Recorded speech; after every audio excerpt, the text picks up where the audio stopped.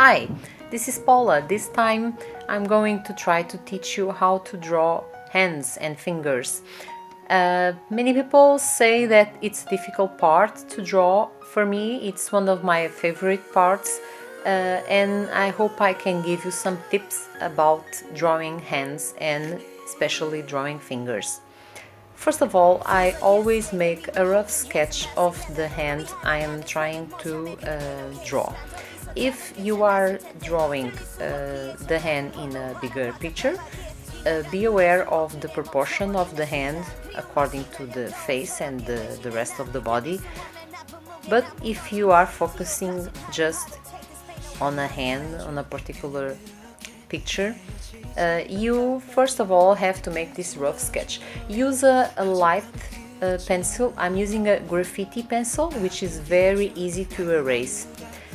After I make the rough lines, I can put more strength with the same pencil and make little adjustments to the positions of the fingers and other lines that are more visible. So after the rough sketch, I use the same pencil to darken those lines. And this will be the starting point for the actual drawing itself. Now that I am sure of the proportions, I can add more details to the picture. If you notice, I changed to a different pencil. This time I am using a very thin pencil. It will help you make all the details and also the shadows.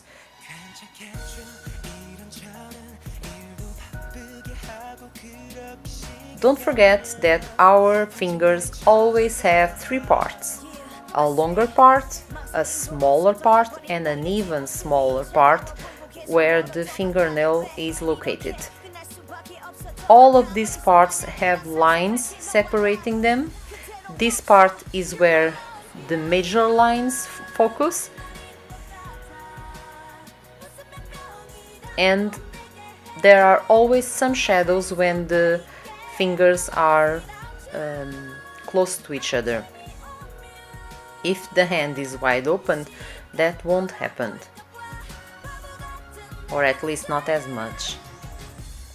I chose the hand in a different position on purpose so that you can see that even if you have a hand in an awkward position, you can still make a good picture out of it.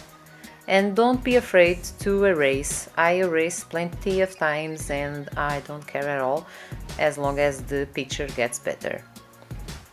Again, this part, notice the small lines. With this thin pencil you can make the stronger lines and the thinner lines. Just put more or less strength on it. In the fingernails there's always some shadow and a different part at the tip of the fingernail. If the nails are painted, you can put more shadow on it. That's not the case here, so I just made that little difference at the edge of the fingernail. This finger is turned, so we can only see the back, but if you notice, I have to make a little tip of the fingernail, and here the fingernail is clearer, so we can see that oval shape better. And again, the separation of the first part, the little one,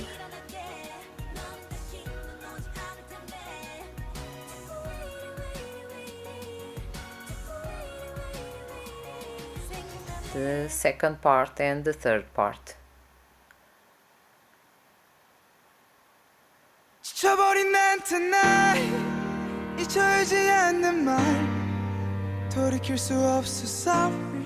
I usually don't change pencils much.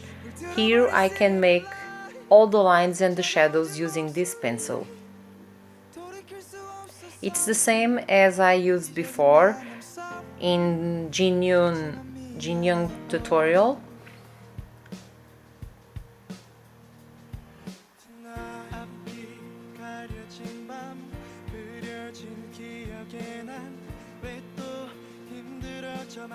When the finger is bended, like the little finger here, you have to make the three parts just the same,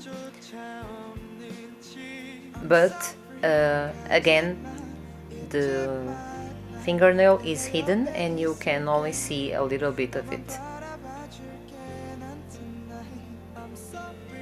It's easier to make the finger when it's turned or bended, because it will have plenty more shadows and less lines.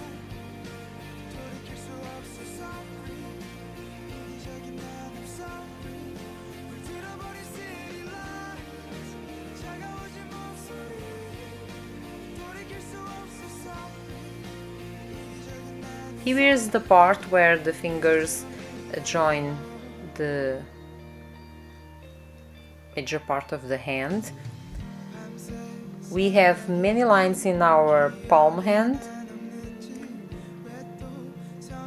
but in this middle section, if the hand is folded, bended, you will have a mixture of those lines. You can use the lifeline to make that round area, because the lifeline usually is very clear in the palm of our hands.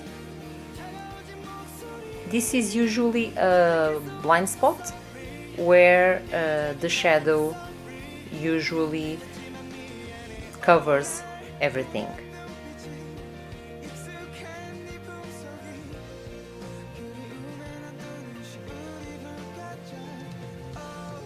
Look as I use the shadow, and always the same thing, the same pencil, to make all the little details. If necessary, look at your own hand, and for example, this part where the hand and the wrist join always has some lines too, and that bone can be more or less, can come out more or less, so it depends on the person and the hand. And now you can make all the small details while looking at your hands or while looking at the model you are following,